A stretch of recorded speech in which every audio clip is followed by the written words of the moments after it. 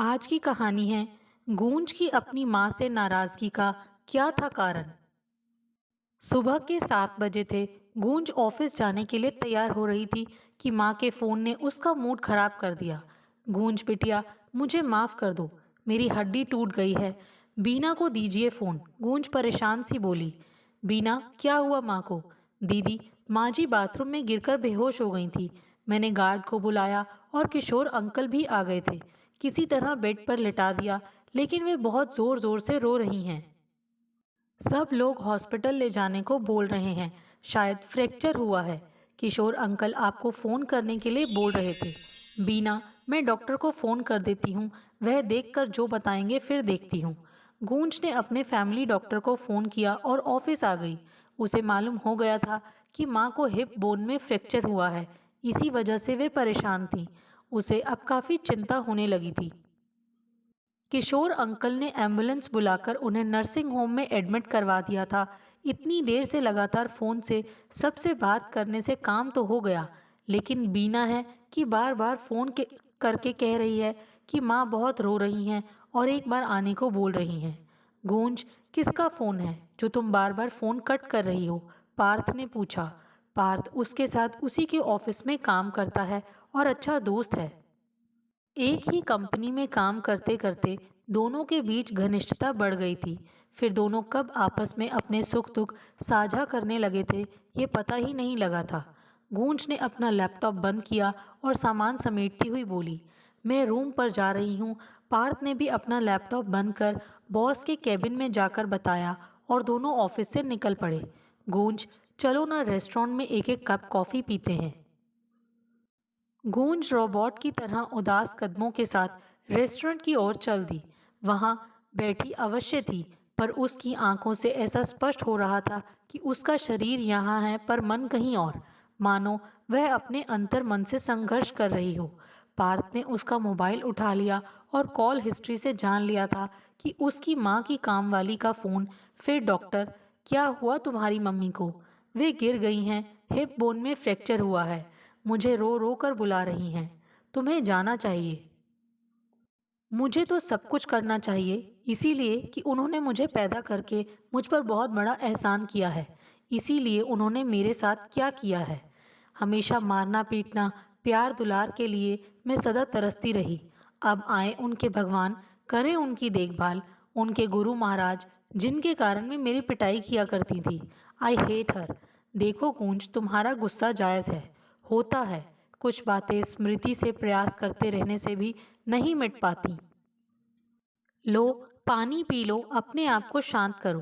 पार्थ, मैं माँ की सूरत तक नहीं देखना चाहती, कहकर वह सिसक उठी थी। पार्थ चाहता था कि उसके मन की कटुता आंसू के माध्यम से बाहर निकल जाए, ताकि वह सही निर्णय ले पाए। वह छोटी सी थी, तब संयुक्त परिवार में रहती थी। घर पर ताई जी का शासन था, क्योंकि वह रईस परिवार की बेटी थी। माँ सीधी सादी सी सामान्य परिवार से थी।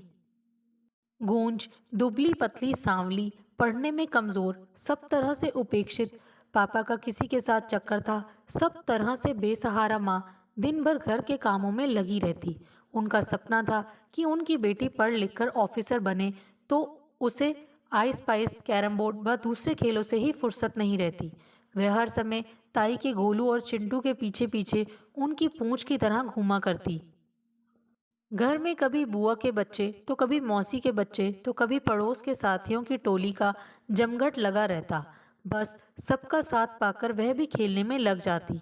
एक और पति की उपेक्षा, पैसों की तंगी, साथ में घरेलू जिम्मेदारियां, कुछ भी तो माँ के मन माफिक नहीं था। गूंज जिद करती कि मुझे गोलू भैया जैसा ही बैग चाहिए।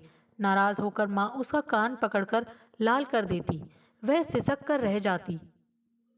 एक तरफ बैग न मिल पाने की तड़प, तो दूसरी तरफ कान खींचे जाने का दर्द भरा एहसास, और सबसे अधिक अपनी बेइज्जती को महसूस कर गूंज कभी रो पड़ती तो कभी चीखने चिल्लाने लगती। इससे फिर से उसकी पिटाई होती थी। रोना धोना और भूखे पेट सो जाना उसकी नियति थी। उस उम्र में वह नासमझ अवश्य थी, पर पिटाई होने पर अपमान और बेइज्जती को बहुत ज़्यादा ही महसूस करती थी।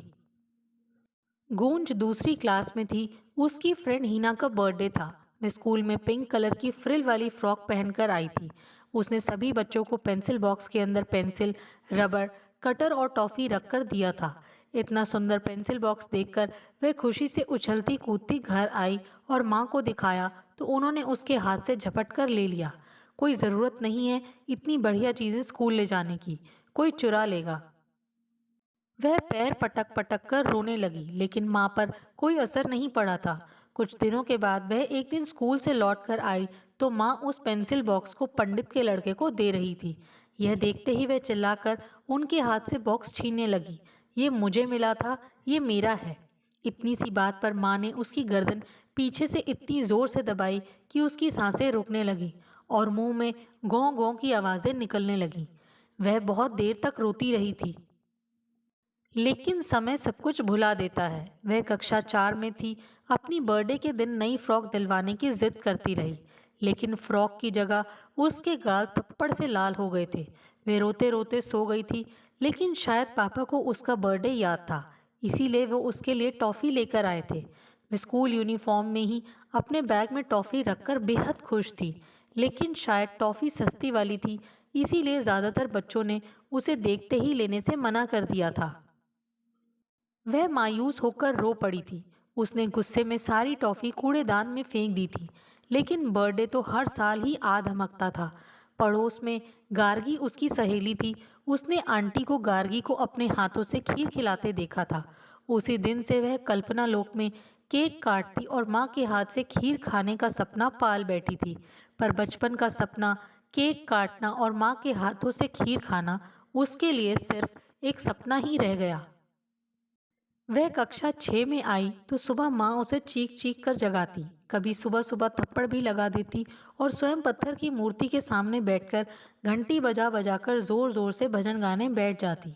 वह अपने नन्हे हाथों से फ्रिज से दूध निकालकर कभी पीती तो कभी ऐसे ही चली जाती। टिफिन में 2 ब्रेड या बिस्किट देखकर उसकी भूख भाग जाती। अपनी सहेलियों के टिफिन में उनकी माँओं के बनाए पराठे, सैंडविच देखकर उसके मुंह में पानी आ जाता, साथ ही भूख से आंखें भीग उठती। यही वजह थी कि वो मन ही मन माँ से चिढ़ने लगी थी। उसने कई बार माँ के साथ नज़दीकी बढ़ाने के लिए उनके बालों को गूंथने और हेयर स्टाइल बनाने की कोशिश भी की थी, मगर माँ उसके हाथ झटक देती। मदर्स डे पर उसने भी अपनी सहेलियों के साथ बैठकर उनके लिए प्यारा सा कार्ड बनाया था, लेकिन वे उस दिन प्रवचन सुनकर बहुत देर से आई थी। गूंज को माँ का इतना अंधविश्वासी होना बहुत अखरता था। वे घंटों पूजा पाठ करती तो गूंज को कोफ्त होती। जब मदर्स डे पर उसने उन्हें मुस्कुराते हुए कार्ड दिया तो वे बोली, ये सब चोंचले किस लिए? पढ़ो लिखो, घर का काम सीखो, आखिर पराए घर जाना है। उन्होंने कार्ड खोलकर देखा भी नहीं था और अपने फ़ोन पर किसी से बात करने में बिजी हो गई थी। वह मन ही मन निराश और मायूस थी, साथ ही गुस्से से उबल रही थी। पापा अपने दुकान में ज़्यादा बिजी रहते, देर रात घर में घुसते तो शराब के नशे में। घर में ऊधम न मचे, इसीलिए माँ चुपचाप दरवाज़ा खोलकर उन्हें सहारा देकर बिस्तर पर लिटा देती।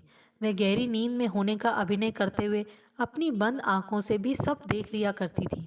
रात के अंधेरे में माँ के सिसकने की भी आवाज़ें आती। शायद पापा माँ से उनकी पत्नी होने का जजियाकर वसूलते थे।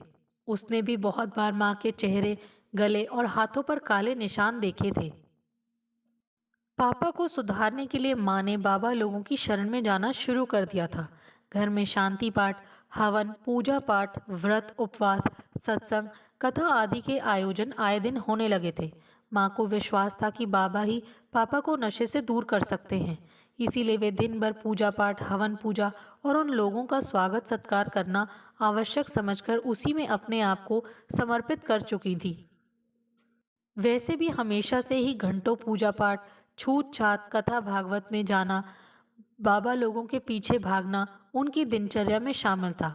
अब तो घर के अंदर बाबा सत्यानंद का उनकी चौकड़ी के साथ जमघट लगा रहता। कभी कीर्तन, सत्संग और कभी बेकार के उपदेश। फिर स्वाभाविक था कि उनका भोजन भी होगा। पापा का बिजनेस बढ़ गया और उस महिला का तबादला हो गया था, जिसके साथ पापा का चक्कर चल रहा था। वह मेरठ चली गई थी। माँ का सोचना था कि ये सब कृपा गुरुजी की वजह से ही हुई है, इसीलिए अब पापा भी कंठी माला पहनकर सुबह शाम पूजा पर बैठ जाते। बाबा लोगों के ऊपर खर्च करने के लिए पापा के पास खूब पैसा रहता। इन सब ढोंग ढकोसलों के कारण उसे पढ़ने और अपना होमवर्क करने का समय ही नहीं मिलता। अक्सर उसका होमवर्क अधूरा रहता तो वह स्कूल जाने के लिए आनाकानी करती। इस पर माँ का थप्पड़ मिलता और स्कूल में भी सज़ा मिलती। वे क्लास टेस्ट में फेल हो गई तो पेरेंट्स मीटिंग में टीचर ने उसकी शिकायत की कि इसका होमवर्क पूरा नहीं रहता और क्लास में ध्यान नहीं देती। तो इस बात पर भी माँ ने उसकी खूब पिटाई की थी। धीरे धीरे वह अपने आप में सिमटने लगी थी। उसका आत्मविश्वास हिल चुका था। वह हर समय अपने आप में ही उलझी रहने लगी थी। क्लास में टीचर जब समझाती तो सब कुछ उसके सिर के ऊपर से निकल जाता। वह हकलाने लगी थी। माँ के सामने जाते ही वह कप कपाने लगती। पिता की अपनी दुनिया थी। वे उसे प्यार तो करते थे। पिता को देखकर गूंज खुश तो होती थी लेकिन बात नहीं कर पाती थी। वे कभी कभी प्यार से उसके सिर पर अपना हाथ फेर देते तो वह खुशी से निहाल हो उठती थी। उधर माँ की कुंठा बढ़ती जा रही थी। वे नौकरों पर चिल्लाती, उन्हें गालियां देती और फिर गूंज की पिटाई करके स्वयं रोने लगती। गूंज, आखिर मुझे क्यों तंग करती रहती हो? तब वह ढिठाई से हंस देती थी। उसे मालूम था कि ज़्यादा से ज़्यादा माँ फिर से उसकी पिटाई कर देंगी और क्या। पिट पिट कर वह मजबूत हो चुकी थी। अब पिटने को लेकर उसके मन में कोई खौफ नहीं था। वह कक्षा 7वीं में थी। गणित के पेपर में फेल हो गई थी। जुलाई में उसकी फिर से परीक्षा होनी थी। वह स्कूल से अपमानित होकर आई थी क्योंकि गणित के कठिन सवाल उसके दिमाग में घुसते ही नहीं थे। घर के अंदर घुसते ही सभी के व्यंग बाणों से उसका स्वागत हुआ था। अब तो घर में नए नए काम होने लगे हैं। गूंज से इस घर में झाड़ू पोछा लगवाओ, वह इसी के लायक है। एक दिन ताई जी ने भी गूंज को व्यंग से कुछ बोली तो वह उनसे चिढ़कर कुछ बोल पड़ी। फिर क्या था, उसे जोरदार थप्पड़ पड़े थे। इस घटना के बाद उसकी आंखों के आंसू सूख चुके थे। अब वह माँ को परेशान करने के नए नए तरीके सोच रही थी। कुछ देर में माँ आई और फूट फूट कर रोने लगी। कुछ देर तक उसके मन में यह प्रश्न घुमड़ता रहा कि जब पीट कर रोना ही है तो पीटती क्यों हूँ। माँ के लिए उसके दिल में क्रोध और घृणा बढ़ती गई थी। लेकिन उस दिन पहली बार माँ के चेहरे पर बेचारगी का भाव देखकर वह व्याकुल हो उठी थी। व्यथित स्वर में वे बोली थी, गूंज, पढ़ लिख कर इस नरक से निकल जाओ मेरी बेटी। उस दिन मजबूरी से कहे इन प्यार भरे शब्दों ने उसके जीवन में पढ़ाई के प्रति रुचि जागृत कर दी थी। अब पढ़ाई में रुझान के कारण उसका रिजल्ट अच्छा आने लगा तो माँ की शिकायत दूर हो गई थी। वह 10वीं में थी। बोर्ड की परीक्षा का तनाव लगा रहता था। साथ ही अब उसकी उम्र की ऐसी दहलीज थी जब किशोर मन उड़ान भरने लगता है। फिल्म, टीवी के साथ साथ हीरो हीरोइन से जुड़ी खबरें मन को आकर्षित करने लगती हैं। पड़ोस की सुनीता आंटी का बेटा कमल भैया का दोस्त था। अक्सर वह घर आया करता था। वह बीएससी में था, इसीलिए वह कई बार उससे कभी इंग्लिश तो कभी गणित के सवाल पूछ लिया करती थी। वह उसके लिए कोई गाइड लेकर आया था। उसने अक्सर उसे अपनी ओर देखकर मुस्कुराते हुए देखा था। वह भी शर्माकर मुस्कुरा दिया करती थी। एक दिन वह उसके कमरे में बैठकर उसे गणित के सवाल समझा रहा था। वह उठकर अलमारी से किताब निकाल रही थी कि तभी उसने उसे अपनी बाहों में भर लिया था। वह सिटपिटाकर उसकी पकड़ से छूटने का प्रयास कर रही थी कि तभी कमरे में कमल भैया आ गए। और बस फिर तो घर में जो हंगामा हुआ कि पूछो मत। वह बिल्कुल भी दोषी नहीं थी, लेकिन घर वालों की नज़रों में सारा दोष उसी का था। कब से चल रहा है ये ड्रामा? वही मैं कहूँ कि यह सलील आजकल क्यों बार बार यहाँ का चक्कर काट रहा है। सही कहा है, कहीं पर निगाहें कहीं पर निशाना। माँ ने भी उसकी एक नहीं सुनी, ना ही कुछ पूछा और लगी पीटने। कल मुही, पढ़ाई के नाम पर तुम्हारा ये नाटक चल रहा है। वह पिटती रही और डिटाई से कहती रही, पीट ही तो लोगी, एक दिन इतना मारो कि मेरी जान ही चली जाए। माँ का हाथ पकड़कर अपने गले पर ले जाकर बोलती, लो मेरा गला दबा दो, तुम्हें हमेशा हमेशा के लिए मुझसे मुक्ति मिल जाएगी। उस दिन जाने कैसे पापा घर आ गए थे। उसको रोता देख माँ से डांट कर बोले, तुम इसको इतना क्यों मारती हो? तो वे छूटते ही बोली, मेरी माँ मुझे पीटती थी, इसीलिए मैं भी इसे पीटती हूँ। पापा ने अपना माथा ठोक लिया था। अब माँ के प्रति उसकी घृणा जड़ जमाती जा रही थी। वह उनके साथ ढिठाई से पेश आती, उनसे बात बात पर उलझ पड़ती, मगर गुमसुम रहकर अपनी पढ़ाई में लगी रहती। वह माँ का कोई कहना नहीं मानती, ना ही किसी की इज्जत करती। उसकी हरकतों से पापा भी परेशान हो जाते। दिन ब दिन वह अपने मन की मालिक होती जा रही थी। उसके मन में पक्का विश्वास था कि पूजा पाठ बाबा केवल पैसे ऐंठने के लिए ही आते हैं। यही वजह थी कि वह पापा से भी जबान लड़ाती। वह किसी भी हवन पूजन पूजा पाठ में ना तो शामिल होती और ना ही सहयोग करती। इस कारण अक्सर घर में कहा सुनी होती, लेकिन वह अपनी जिद पर अड़ी रहती। इसी बीच उसका हाई स्कूल का रिजल्ट आया। उसकी मेहनत रंग लाई थी। उसने स्कूल में टॉप किया था। उसके 92% अंक आए थे। बस फिर क्या था, उसने कह दिया कि उसे कोटा जाकर आगे की पढ़ाई करनी है। इस बात पर एक बार फिर से माँ ने हंगामा करना शुरू कर दिया था। नहीं जाना है, किसी भी हालत में नहीं। लेकिन पापा ने उसे भेज दिया और वहाँ अपने मेहनत के बलबूते पर वह इंजीनियरिंग की प्रतियोगिता पास कर बाद में इंजीनियर बन गई। उधर पापा की अपनी लापरवाही के कारण उनका स्टाफ उन्हें धोखा देता रहा। वे सत्संग में मग्न रहे, पूजा पाठ में लगे रहे। जब तक पापा को होश आया, उनका बिजनेस बाबा लोग द्वारा आयोजित पूजा पाठ चढ़ावे के हवन कुंड में स्वाहा हो चुका था। अब वे नितांत अकेले हो गए। फिर उन्हें पैरालिसिस का अटैक हुआ। कोई गुरुजी बाबा या फिर पूजा पाठ काम नहीं आया। तब गूंज ने खूब दौड़ भाग की, लेकिन निराश पापा जीवन की जंग हार गए। माँ अकेली रह गई तो वह बीना को उनके पास रखकर उसने अपना कर्तव्य निभा दिया। गूंज का चेहरा रोष से लाल हो रहा था, तो आंखों से अश्रुधारा को भी वह रोक सकने में समर्थ नहीं हो पाई थी। Parth, I hate her. I understand Goonj. तुम्हारे सिवा उनका इस दुनिया में कोई नहीं है, इसीलिए तुम्हें उनके पास जाना चाहिए। शायद उनके मन में पश्चाताप हो, इसीलिए वे तुमसे माफ़ी मांगना चाहती हूँ। यदि तुम्हें मंजूर हो तो उन्हें बेंगलुरु शिफ्ट करने में मैं तुम्हारी मदद कर सकता हूँ। यहाँ के ओल्ड एज होम का नंबर मुझे मालूम है। यदि तुम कहो तो मैं बात करूँ। पार्थ, मैं उनकी शक्ल तक नहीं देखना चाहती।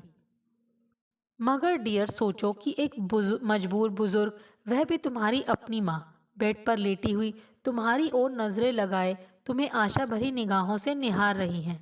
वह बुदबुदा कर बोली थी, कहीं पहुंचने में हम लोगों को देर ना हो जाए। गूंज सिसकती हुई मोबाइल से फ्लाइट की टिकट बुक करने में लग गई। दोस्तों, आपको हमारी ये कहानी कैसे लगी? प्लीज़ कमेंट्स करके बताइए। Thanks for watching this video.